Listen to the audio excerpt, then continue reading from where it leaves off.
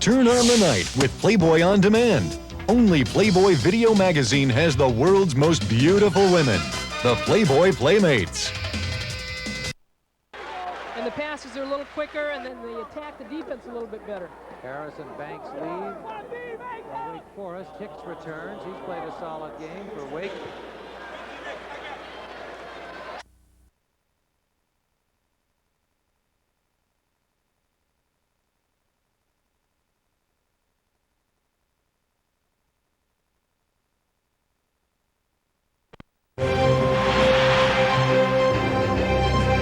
That effect comes up to the tape. 2 hours, 23 minutes.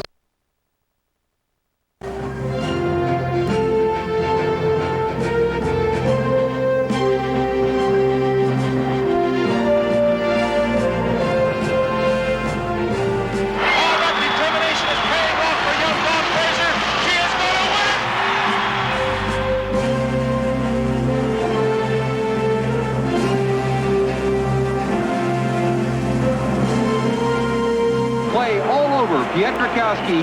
Cassius Clay has presented the coveted gold medal. Wilma Rudolph is the only track and field athlete to win 3 gold medals in Rome. Here's Rafer Johnson, gold medal winner for the United States.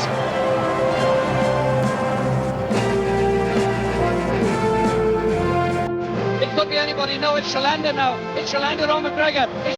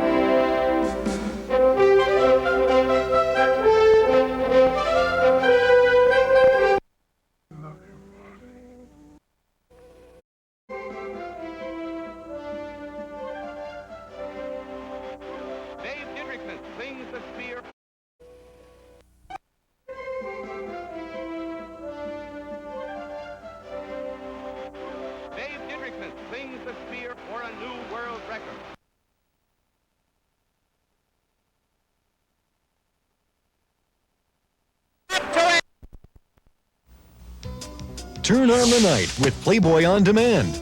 Only Playboy Video Magazine has the world's most beautiful women, the Playboy Playmates.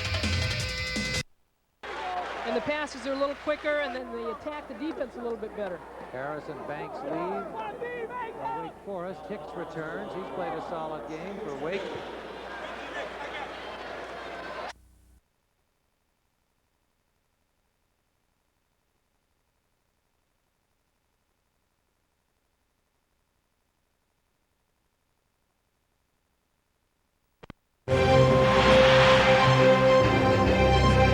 That effect comes up to the tape. 2 hours, 23 minutes.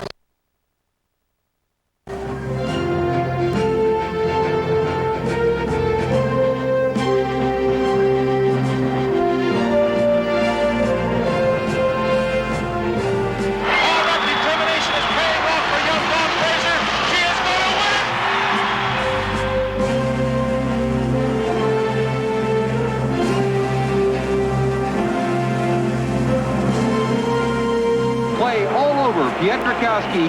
Cassius Clay has presented the coveted gold medal. Wilma Rudolph is the only track and field athlete to win 3 gold medals in Rome. Here's Rafer Johnson, gold medal winner for the United States.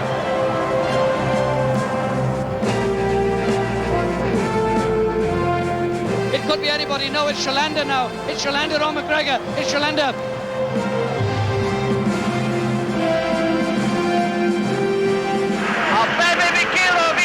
Making Olympic history. Look at Bill coming on. Bill's is coming on. Oh. It might be Bill. Hayes is off to a fine start, but Hayes is way out in front.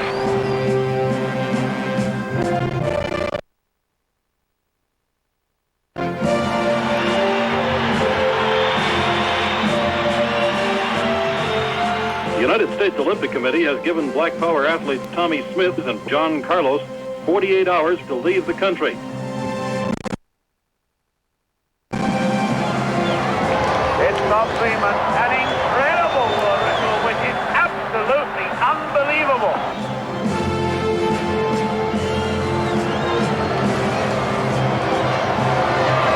How on earth he does it? Absolutely incredible.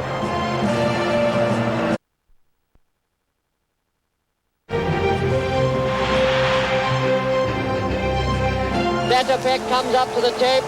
2 hours, 23 minutes, and 3 seconds.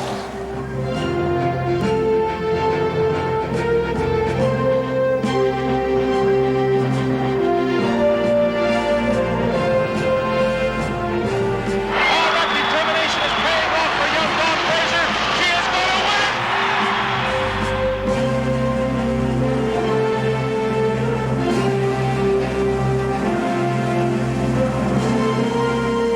Clay all over Pietrkowski.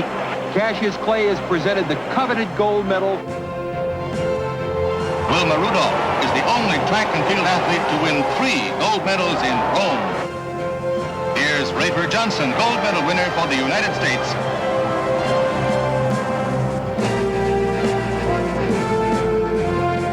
It could be anybody. No, it's Shalanda now. It's Shalanda McGregor. It's Shalanda.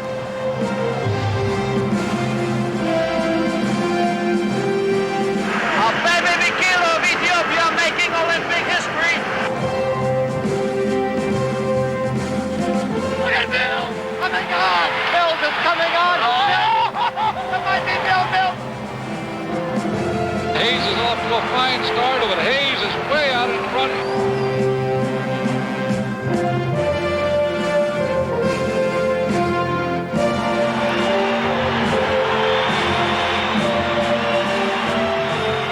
The United States Olympic Committee has given black power athletes Tommy Smith and John Carlos 48 hours to leave the country.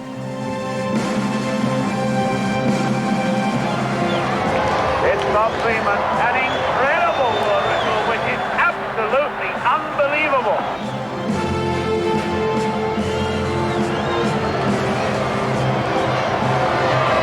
How on earth he does it? Absolutely incredible. Evans hits the wire first.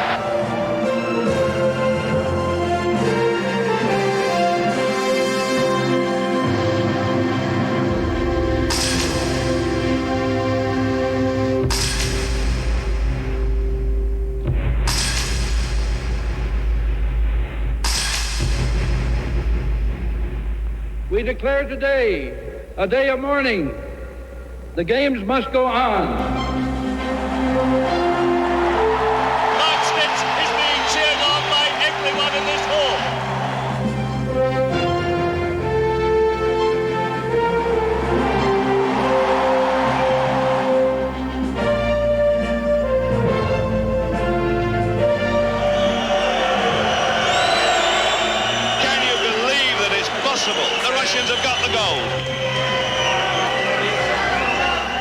Our team will not be present for the silver medal.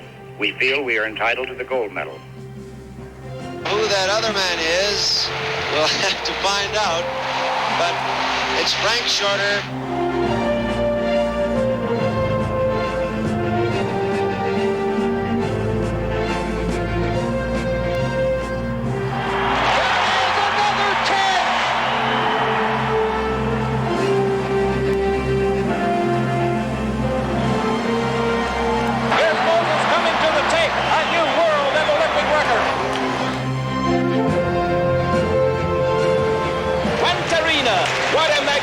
An effort, new world record for Cuba.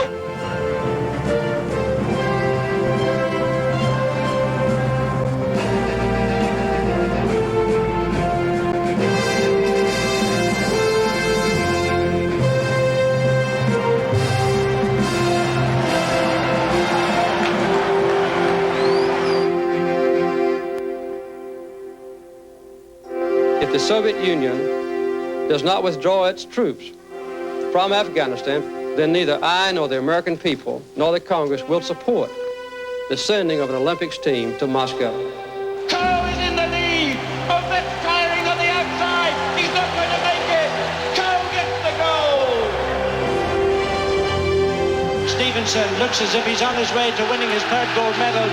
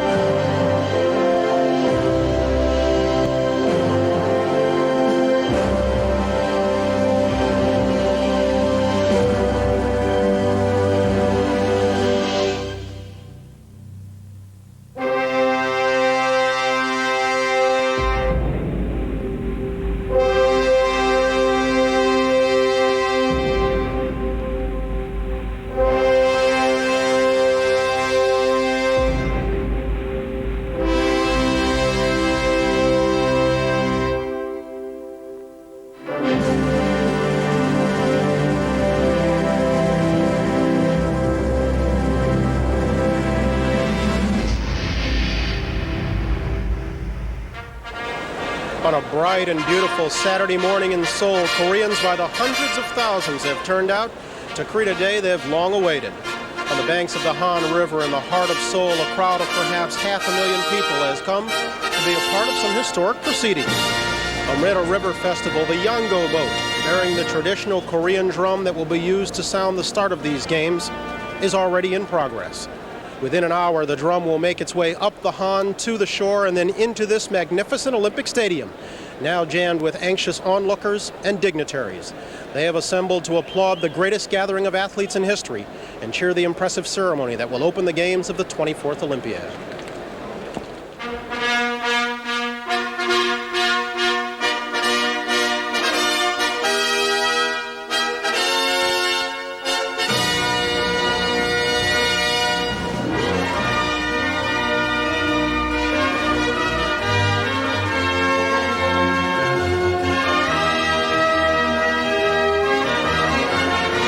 Good evening and welcome to Seoul and NBC's coverage of the games of the 24th Olympiad.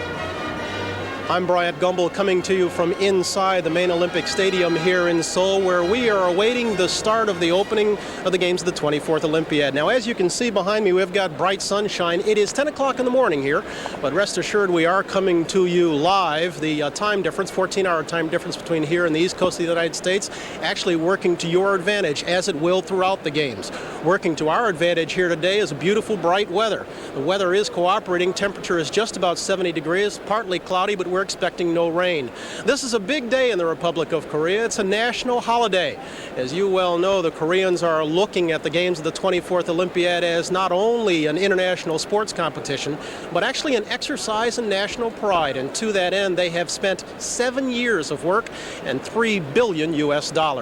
Now, the theme we're going to be seeing today at the opening ceremonies deals with beyond all barriers. What they hope to get across is the idea that barriers mean nothing as long as the games are taking place. Barriers of time mean nothing. A river festival has already started, and the games, the proceedings attendant to the opening ceremonies will take place long after we're off the air, even though we are going to be with you for the next 4 hours. Barriers of space mean nothing. As you're going to see, the procession will start on the river. It'll continue inside the stadium and then move outside of the stadium. We're going to be doing it on the river, on the ground. We'll also see some things coming from the air. And barriers of sight and sound mean nothing. The 100,000 people who are marching into this stadium find one of these sitting on top of each of their seats. Inside, there's some goodies to break down the barriers. For example, there's a pitch pipe with which all can participate.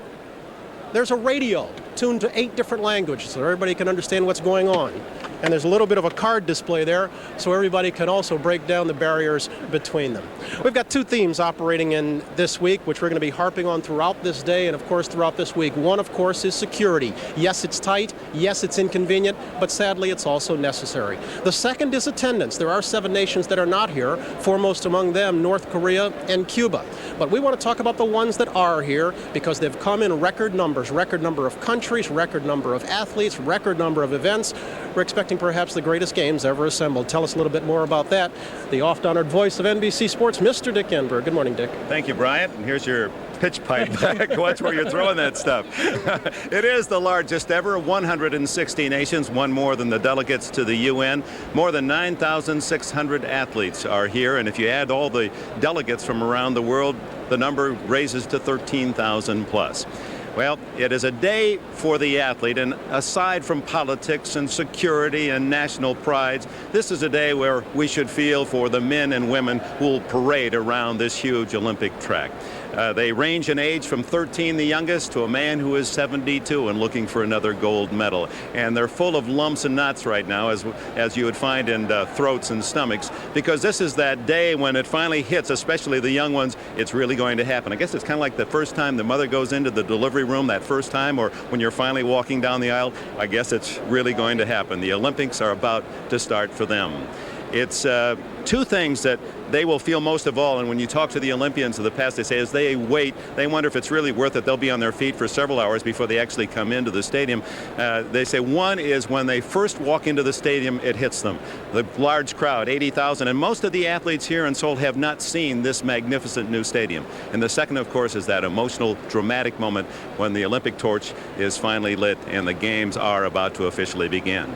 Well, in a couple of weeks, when we are at the closing ceremonies in this spot, there will have been 734 medals awarded. 734. That means, rough mathematics, about 9,000 of the athletes that are here will not go home with a medal victory.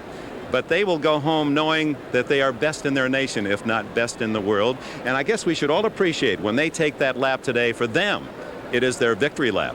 They've won the right to be in an Olympics.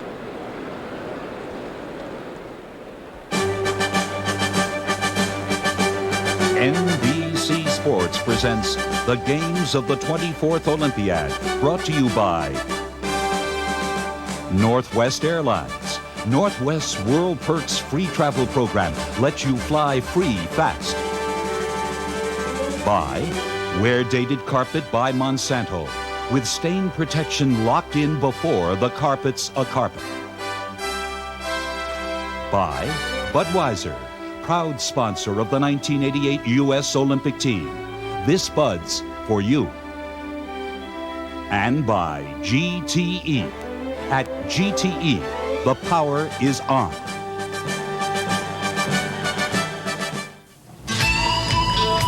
We all grew up playing basketball.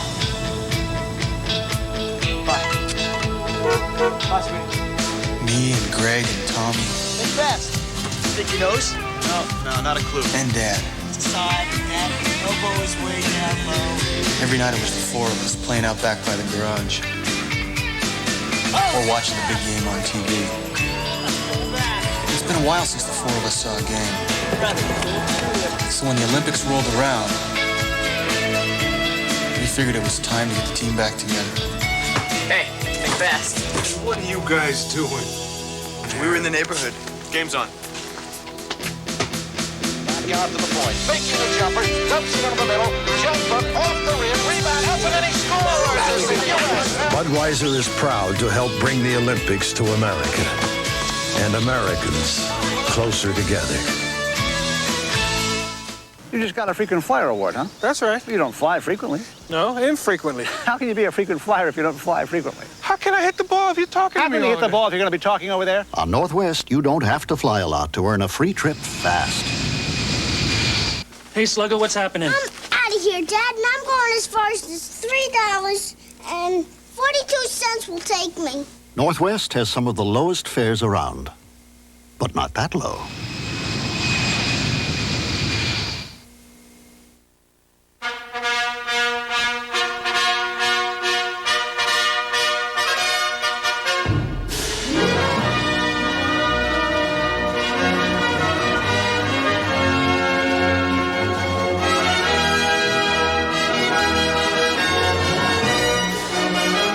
Back inside Seoul's Olympic Stadium, a sense of anticipation prevails. You know, at the start of every Olympic Games, one of the major unknowns is just who will be the torchbearer. We've got a short list we're working on here in Korea, and we're pretty sure that on that short list is a special man named Kim Sung-jip.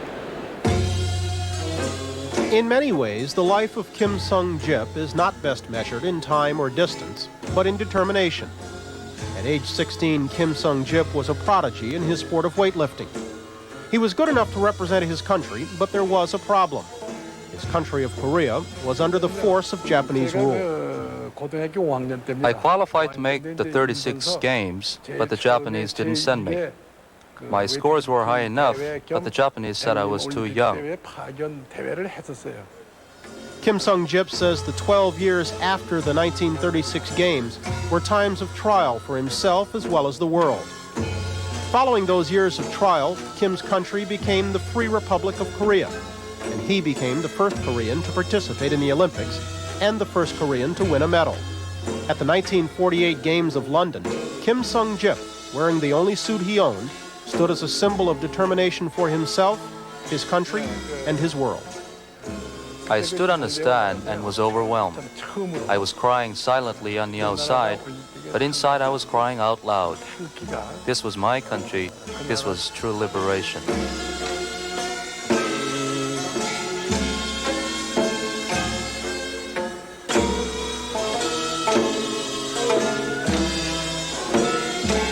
Officially, Kim Sung-jip may well be the Republic of Korea's first medal winner in the Olympic Games, but if he's on a short list, even he acknowledges that at the top of that list is a very special man named Sung Ki-chon, and Dick Enberg has more on that. Dick? Brian Sun won the marathon in 1936 in Berlin. That's well over 26 miles, and he's been running for 52 years so that the world might know that his real name, his Korean name, would be part of the Olympic record. This is one of the truly dramatic stories of these games.